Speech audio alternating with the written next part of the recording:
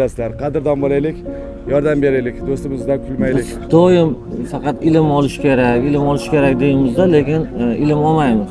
Keling, ilm olish uchun, mana kitob o'qish uchun nimadan boshlash kerak? Mana buni o'qiganman, sal kuchliroqman, lekin ko'p foydasi yer. Qanday kirib keldingiz bu kitob o'qishga? Kitob o'qishimga sabab do'stlar, bilib olinglar, odamlar sababchi bo'ldi. Kitob oldiga xafa bo'lmanglar, faqat tirik insonlar keladi. O'zgalar o'tib ketadi. Umar Xayyom ruboysini aytdim-ku. Ko'rvasizlar qancha inson o'tib ketyapti. Eng buyuk ne'mat, tushunib olinglar, hech narsa o'zimizniki emas. Do'stlar, hech narsa. Hatto tanamiz ham, bitta miyamiz ichidagi narsalar o'zimizniki. G'am, tashvish, balolar xuddi to'fonga o'xshaydi. Agar oyog'ingizda tik tura bersangiz, tez orqada tarqab ketadi, lekin ilmsiz bo'lsangiz bunga qarshi tura olmaysiz. Eng zo'r tavakkalni kim qiladi bilasizmi bu dunyoda? Ko'rlar qiladi. Bir kuni bir ko'r insonni ko'rib qoldim.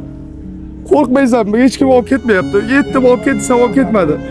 Qanday qilib chiqasan, ko'rsan-ku, yiqilishing bor. Men Alloh bilanman. Mana ko'chaga tavakkal bilan chiqaman.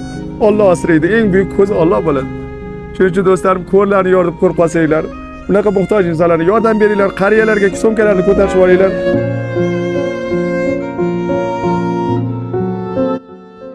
Shu kechadan beri shu o'ylayman, shu inson bilan bir intervyu olaylik, shu insonni olib chiqaylik, odamlar ko'rsin.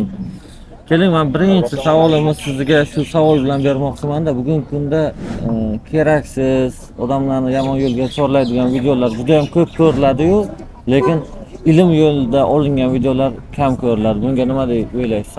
Bu narsagizga, savolingizga javob eshitib olinglar. İnsanlarga haqiqatdan ko'ra yolg'on ko'proq yoqadi. Yolg'on chiroyli va hashamatli bo'lishi kerak va ishonarli. Haqiqat faqat ayrim insonlargagina kerak. Siz ularga haqiqatni aytmoqchimisiz? Agar siz ularga haqiqatni aytmoqchi bo'lsangiz, ular sizni parchalab tashlashadi. Bu haqiqat. Haqiqat bo'lish uchun 3 ta bosqichdan o'tish kerak. Birinchi, ustidan kuladilar. Ikkinchi, juda qattiq qarshilik ko'rsatadilar. Keyin xuddi odatiy holda qabul qiladilar. Olimlarning hayotiga qarasangiz, sezib olsangiz bo'ladi. Bu ko'pchilik bizdan so'rashadi-da, qaysi kitobni tavsiya qilasiz deb. Biz ham ilm yo'nalishida insonlarga hozir dars beramiz, shu insonlarning hayotini o'zgartiramiz. Keling, yoshlar uchun, yosh kattalar uchun 3 ga bo'lib olamiz-da. 20 yoshgacha bo'lgan yoshlarimizga qanday kitoblarni tavsiya qilasiz? Yoshlarimiz xafa bo'lmanglar, umuman kitob o'qimagansizlar sizlar. O'zim ham yetdim, yaqindan o'qishni boshladim. Sizlar baribir kitob o'qiy olmaysizlar. Nimaga o'qiy olmasliginglar sababi sizlarning do'stlaringiz. Yaqinda bir qiz keldida, aka keldi. Bolam o'qiy olmayapti dedi. Nimaga o'qiy olmayapti? Ana repetitorga pul vlojenniy qilyapti, o'qishga tayyorlana olmayapti. Nimaga bilasizmi? O'rtoqlari. O'rtoqlaringlar qo'ymaydi sizlarni kitob o'qishga. Yon atrof. Yon atrof, muhit, insonlarni muhit anaqa tarbiya qiladi-da. Qaranglar. 20 ta odam, qani kim qo'l? Bitta mana insonni qo'lda. Mana bu haqiqiy. Qo'lda kitob yurish kerak bo'ladi. Endi o'sha kuruvdan chiqish uchun o'sha odam nima qildi bilasizmi? Qizi bilan boshqa joyga ko'chib ketdi. Qizi institutga topshirdi. O'qimagin degan do'stinglardan qochinglar, yaxshilik olib kelmang. Eshiting, hayotdan olsang ta'lim deydi. Bera olmaydi hech bir muallim. 3 ta hayotiy ustoz bor. Och qorin, bo'sh cho'mchak, yaralangan qalb. Endi bularni ko'ra olmaysizlar. Sizlarning pulinglar bor. Lekin muhtoj insonlarning oldida yuringlar. Qiynalgan, azobli insonlarning oldida yuringlar, ulardan yuqadi. Yangiobod bozorlarida qiynalgan odamlarni o'zi topib olasiz. Ko'ziga qarang. Ular bilan gaplashing, haqiqatni olasiz. Alkash deb nafratlanmang. Ularning shunday dardlari borki, kitoblari buyuk bo'ladi. Siz ayting.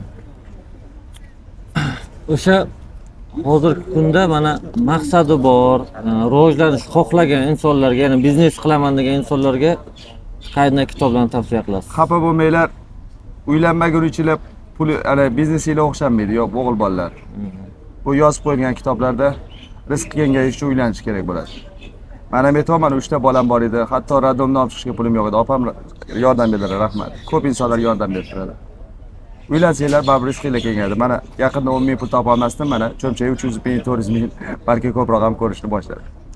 Harla aka, endi siz bilan mana suhbatimiz yaxshi ketyapti. Biz doim faqat ilm olish kerak deymizda, lekin ilm olmaymiz.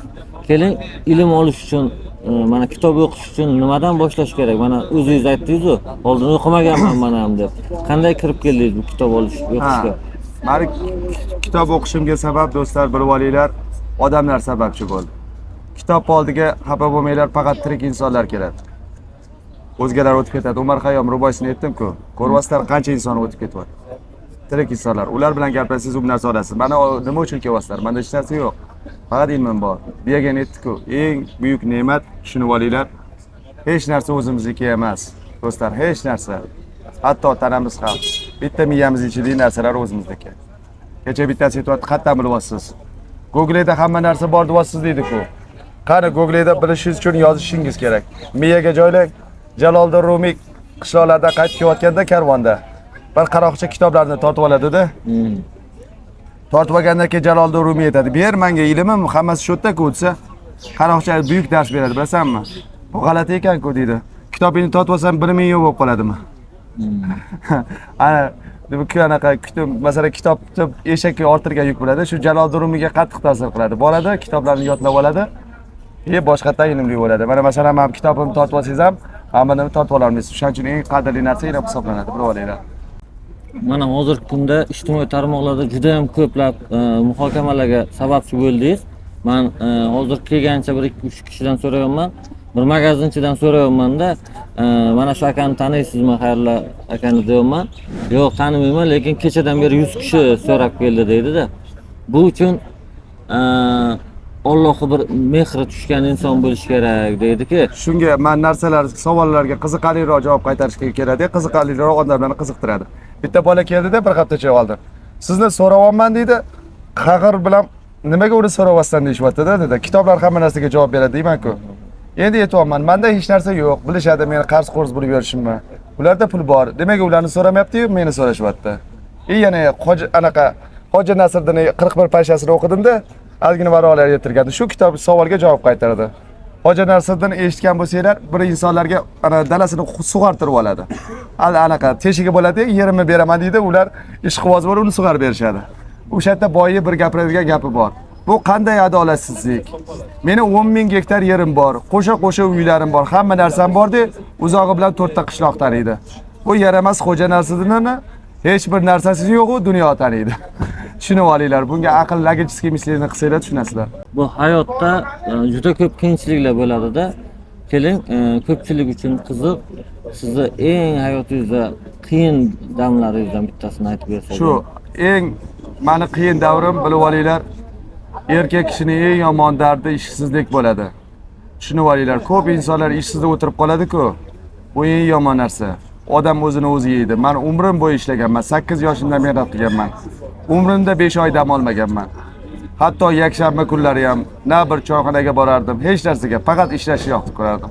Bu ham rahmatli aytgan ekanlar. Erkak kishi faqat 2 metr joyda dam oladi. Men ishsiz bo'lib qoldim. Ishga chiqdim. Oshqozonimda yara bor edi. Yara ochildi. Ichidan yiring oqishni boshladi. Ishlolmay qoldim.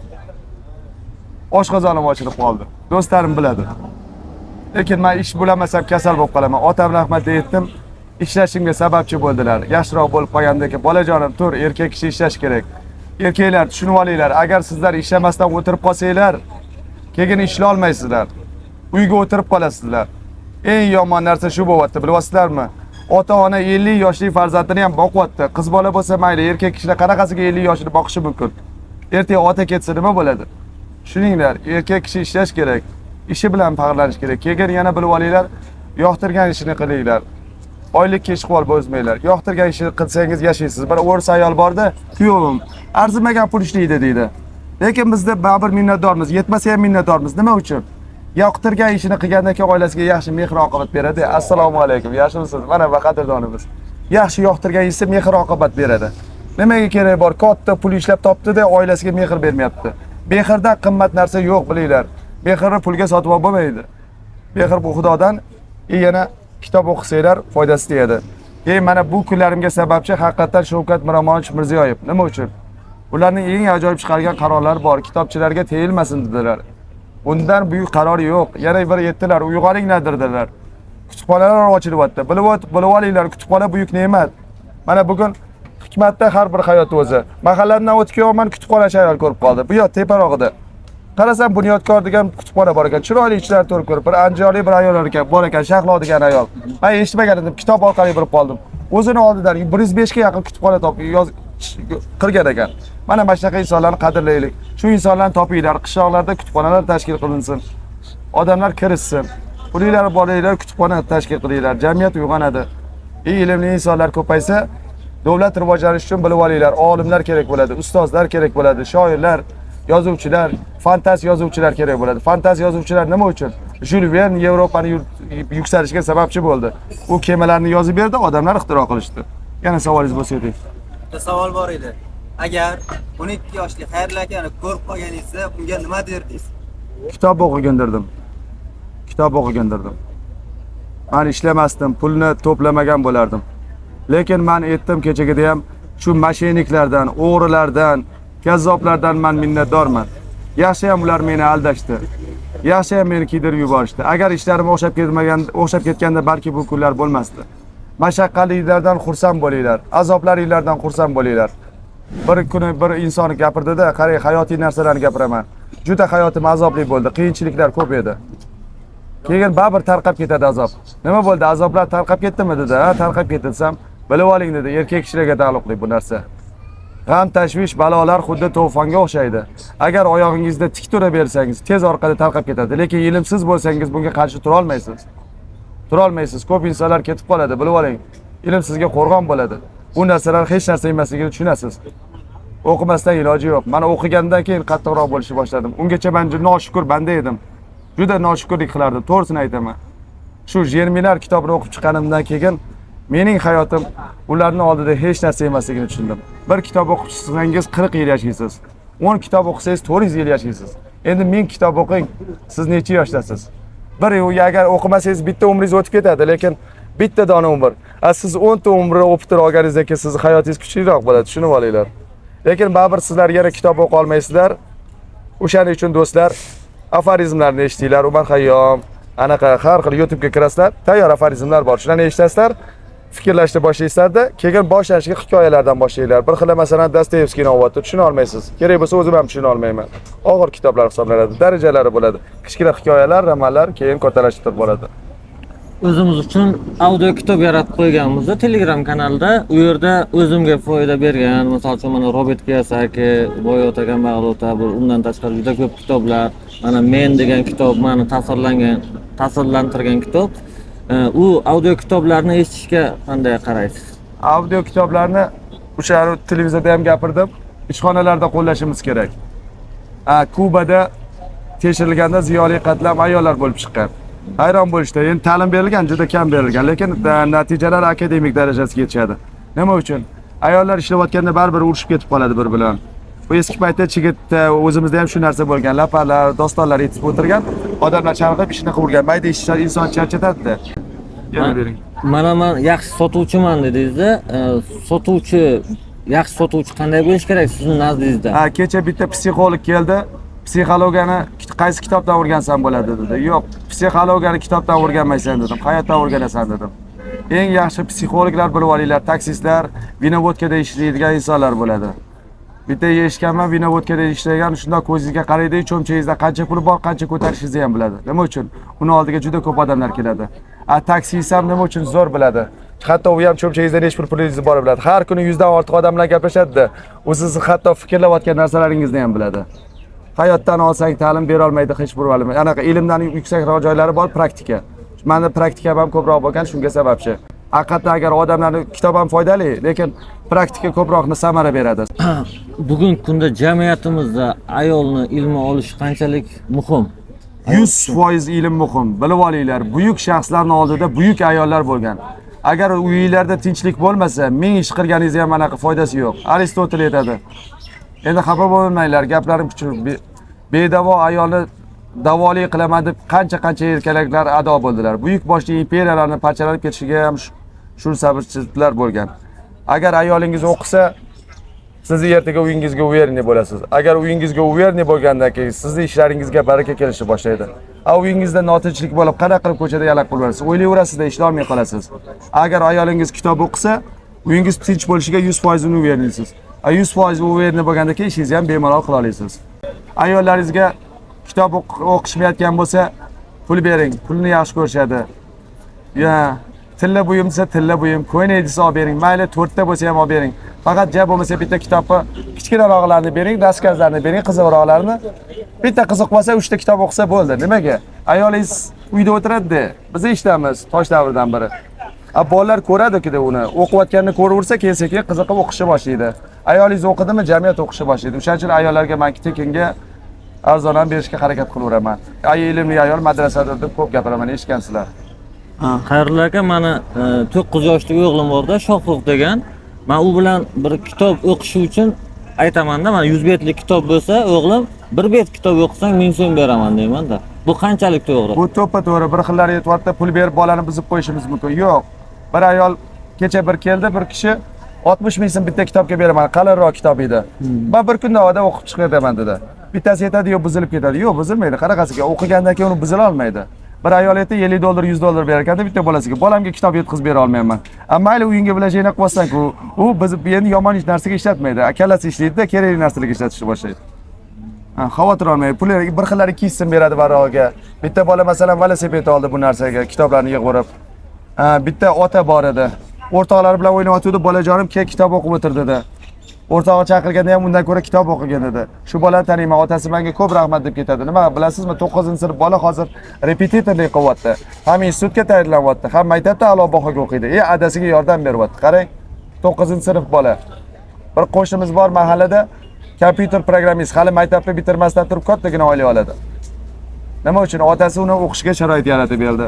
Bilib olinglar, aqliy mehnat balandroq turadi.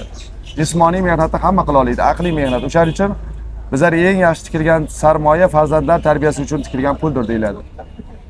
Xayrullo aka, hozir nima qildim? Bir o'g'limiz bilan biz yaqinda bir nima qildik, kutubxonaga bordik-da, bir 20 tacha kitob oldik.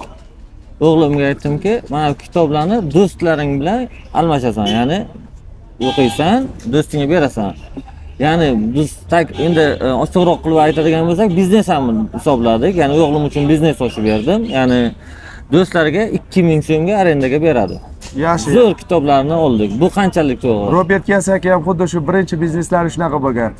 U kartochka komikslarni o'rtoqlariga arendaga berib turishgan, keyin biznes rivojlanib ketgandan keyin g'irromlik bo'lgan, ish to'xtab qolgan. Lekin bu ish ham samarali hisoblanadi. Keyin bolalar, qizlar o'qishi yaxshi-ku, o'g'il bolalaringiz agar o'qimayotgan bo'lsa ishlashga majbur qiling. Erkak kishini to'qchilik bizada, ayol kishini yo'qchilik. Bir ota keldida 3 ta bolalari ideal bo'lib tarbiya bo'lgan. Nimaga bilasizmi? Bolalarning bo'sh vaqti yo'q edi. Ham ishlarda, ham sport bilan shug'ullanardi. Bo'sh vaqt bo'lgandan keyin balolar keladi. Qanaqa bo'sh vaqti bo'lmasa, charchab keladi. Mana ko'pchilik borda, mana siz kechagi intervyuda ham shuni ko'rdim. Mana qurilishda ishlaydigan og'ir mehnat, ya'ni jismoniy mehnat bilan pul topadigan odamga kitob o'qigin desa, kitob menga nima beradi degan. Okajonim, bunga Qur'onda javob qaytib qo'ygan. Ularning qalblari qulflab qo'yilgandi, ko'zlari ko'r, quloqlari kardir. Ularga hech narsa ta'sir qilmaydi, hatto otib tashlasangiz ham. Sarvari olamdan o'tganlardan keyin Abu Bakr kelib so'radilar. Bir sekretning ishlari bormi dedilar. Ha, sekretning ishlari bor edi dedilar. Nima desalar, bir muhtoj insonga yordam berib yurar ekanlar. Kirsalar, bir ko'r, qo'l oyog'i shol inson ekan. O'shanga qo'l oyoqlarini masaj qilyotsalar, u gapirayotganmish, "Ey, nimcha qo'llaring qattiq bo'lib ketdi, nimcha qiynalayotsan meni" debdilar. Keyin non berayotgan ekanlar, "Nimcha nonni oldin chaynab berarding-ku, nimcha og'zimga loqta-loqta tiqib qolsan" debdilar. Keyin yetib qoldi shu ko'r inson. Shunday sarvari olam degan narsa odam chiqdi. Shunday gaplarni gapirib o'tgan ekan. Ularning gaplariga quloq solmagin, hopma debdilar. Shunda Abu Bakr ko'zlariga yosh kelibdi. Sizga shuncha yildan beri yordam bergan odam shu edi-ku. Shu edi-ku sizga yordam bergan desalar. Shu odam nimaga degan ekan bilasizmi? Ey Alloh, ko'zlarimni ko'r qilding. Qo'l oyog'imni shol qilding. Qalblarimni ham ko'r qilgan ekansan-ku. Qalblarimni ochirganingga laqirgin. Umr bo'yi azob tutdi. Lekin qalblar ochilishi sababchi bo'ldi. Yaxshilikni sabab qilinglar, qilaveringlar. Besabab qilinglar. Nima uchun sabab qo'llaysizlar? Har kiminglar yaxshilik qila olmaysizlar. Nima uchun? Boya gapirdim. Endi shu qalblaringlar yumshash uchun do'stlar kitob o'qishinglar kerak. Yumshamaydi, o'q olmaysizlar. Otib tashlasa ham o'q olmaysizlar. Qalblaringlar yumshash uchun ilm kerak. O'shaning uchun aytildi, qiro bitta bizda emas, butun hamma sistemada o'qing deyiladi. O'qiganlar qadrlanadi. Dunyo nimaga bunday bo'lib qoldi? O'qilmayapti, okajon, o'qilganlarning qadri yo'q. O'qinglar. O'qimasanglar erishmaymiz. Nima qilamiz? Xo'p, ovqat yeb narigi dunyoga ketgani keldikmi? Nima, ovqatni boshqa narsalar ham yeyapti-ku. Ajab bo'lmasa tarbiyali farzand topshirishga harakat qilaylik. Xayrullo aka, hozir menda bitta ideya borda, agar nima bo'ladigan bo'lsa, bitta klub ochsak-da, ya'ni sizni klubingizni ochib turib, ya'ni kitob o'qiydiganlarni bir joyga yig'sak, shu joyda sizni ma'ruzalaringizni qo'yib borsak, nima deysiz? Endi bu gapingizga men aytyapman, boyadan beri ko'p gapirdim. Shekspir aytganidek, men o'z rolimni ijro etyapman. Rollarim o'z qismlari bo'ladi, o'z yakunlari bo'ladi. Hammasi o'z yo'li bilan ketyapti. Faqat do'stlar, kelganinglarda iltimos, ja bo'lmasa bitta ikkita kitob olib ketinglar. Mani yordamchilarim bor, oilalarim bor. Oldin 2-3 yordamchi bo'ladi, hozir 4ta 5ta. Ularni ja bo'lmasa ovqat yeyish kerak. Shuning uchun hadeb suhbatga emas, bir ikkita inson, kitobchini oldiga kelib turing. O'qimasangiz ham olib turing. Nima uchun? Uni ham bola chaqasi bor. Do'stlar, Jubardacha qiynalib turgan edim. Bir so'm pulim yo'q edi. Yaxshi insonlar qo'llab turdi. Lekin qachongacha yaxshi insonlar qo'llaydi? Ular ham qiynaladi-ku. Mana yaxshi insonlar mana sababchi bo'lib qoldik. Mana sarana qilib qoldik. Shuning uchun do'stlar, ja bo'lmasa bitta bo'lsa ham olib keting. Nima 10 ming so'mga bitta dona shokolad sotib olasiz? Yo'q bo'lib ketadi, 10 ming so'm bizga xalla pul bo'lgan degan. Bir inson bizga sal qarshilar chiqdi, boya eshitdingiz-a? Shu odam qarshi chiqib turdi-da, oxirgi gapim juda qattiq ta'sir qildi. Shu odam men bilan quchoqlashib xayrlashdi. Bilib olinglar, har xil odamlar bo'ladi. Nima dedim bilasizmi? Bu gap u insonning qalbiga ta'sir qildi. Agar siz insonning qalbiga ta'sir qila olsangiz, u sizning eng butun umrli do'stingiz bo'ladi. Nima dedim bilasizmi? Buni faqat pedagoglar qila oladi. Xitoyda bir ustoz pul uchun 400 soatdan ortiq dars berdi. 400 soatdan ortiq dars berdi. Yuragi ko'tarmadi, yuragi yorilib bo'ldi. Buni faqat pedagoglar, ustozlar qila oladi. Qadrlaylik do'stlar. Osmondan bo'lmaydi bu narsalar. Yana shu gerçekka yetdim sizlarga. Studentlarni olib qolaman deyishdi, o'zingni saqlab qolaman. Yo'q dedi.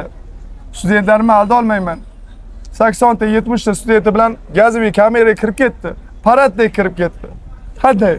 Buni faqat pedagoglar qila oladi. Shuni tushuninglar. Shu inson etdi. Injenerni tayyorlashga 5 yil vaqt ketadi. Ustozni tayyorlab bo'lmaydi. Ustoz bo'lib tug'iladilar. Ustozlar qadrlamasa yaxshi bo'lmaydi. Qadrlamasdan nimaga erishdik? Shuni tushuninglar do'stlar. O'zingizni eng yaxshi ko'rgan, yoqtirgan kitobingiz? Shu Jermiylar kitobi menga shukrlik qilishni o'rgatdi. Odamlar ham 3 toifada bo'ladi.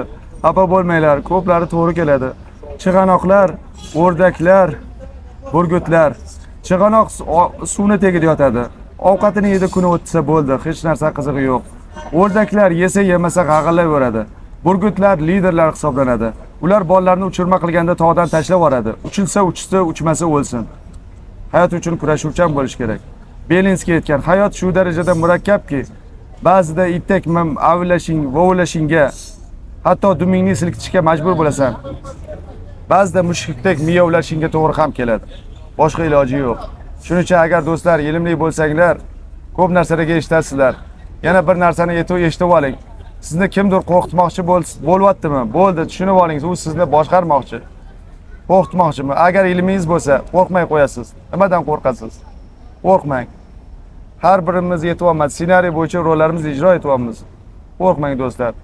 Lekin kitob o'qishinglar majbur. O'qimasanglar bo'lmaydi, natijaga erishmaysizlar. Keyin meni gaplarim qamchi zarbasiga o'xshaydi. Urgandan keyin og'riydi. Bir pas turib tarqab ketadi. Abadiy bo'lishni hosil etsanglar, kitoblarni o'qishinglar kerak. Boshqa iloji yo'q. Mark Twain degan Jack London bilasizmi? Kitob o'qiverardi-da, meni o'zim hayotimga to'g'ri keladi. Martini edi. O'qinglar shu kitobni. Ko'z oynalarida ninalari bor edi. Ko'zlari yopilsa ninalar sanchilardi, yana o'qiyverardi. Bir olim xonasiga achigan olmalar qo'yib qo'yardi, uyqusi kelmasligi uchun. Yana uyqusi kelsa oyog'ini suvga tiqib olardi. Ilm shunaqa. Olimlar hatto uxlamaydilar. Beruniy shu darajada shogirdi yetadi. Ilm olardiki deydi. Kun bo'yi ilm bilan, kechasi falakkiyot bilan shug'ullanadi. Hamma dam oladi, olimni dam olganini ko'rmadim dedi. Yilda faqat 2 kun o'ziga atadi. Nimaga atadi? Oziq-ovqat to'plash uchun, kiyim-kechak uchun. Olimlarga bilib olinglar, qamoqxona ham ne'mat hisoblanadi. Beruniy, Ibn Sino buyuk olimlar qamoqxonaga tushganiga xursand bo'lishgan. Nimaga? Ular insonlardan yolg'iz qolishgan. Mana sizlar bilan necha kundan beri men gaplashyapman, kitobimni o'qi olmayapman. kecha bir qalbimga eng qattiq ta'sir qilgan nima narsa bo'ldi. Men yoqtirib o'qib yurgan kitobim yo'q bo'lib qoldi. Uni qayerdan yana topaman?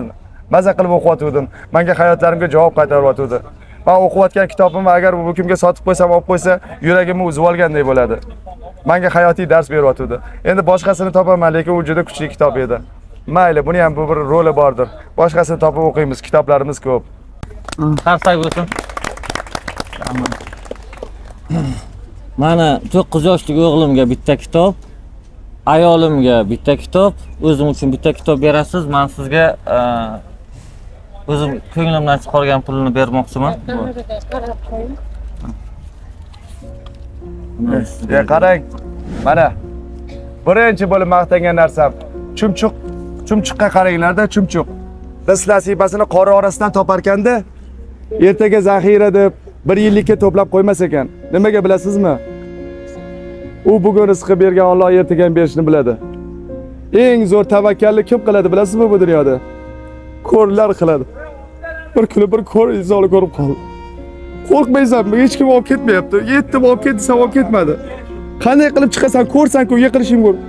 Men Alloh bilanman. Mana ko'chaga tavakkal bilan chiqaman. Alloh asraydi. Eng buyuk ko'z Alloh bo'ladi.